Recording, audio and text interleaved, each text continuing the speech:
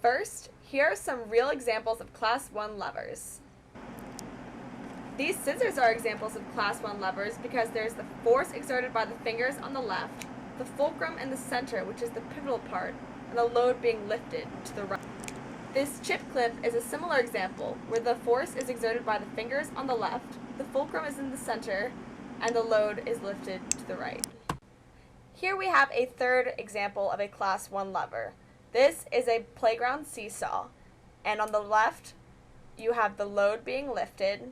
In the center is the fulcrum, which is the pivotal point, and on the right we have the girl pushing downward on the force to lift the load, which in this case is a little boy opposite from her.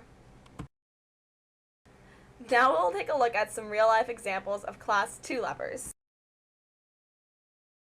This nutcracker is an example of a Class 2 lever because it has the load, the nut, between the fulcrum and the force, which is where your hand squeezes to crack the nut. Another example of a Class 2 lever is this wheelbarrow. On the wheelbarrow, the wheel is considered the fulcrum. The load is in the middle, being lifted by a force at the other end by the handles of the wheelbarrow.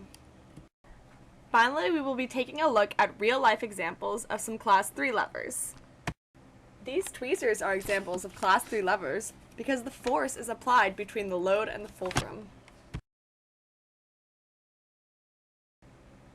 This stapler is also an example of a Class 3 lever because, as you can see, a force is applied in the center of the stapler to push the load downwards.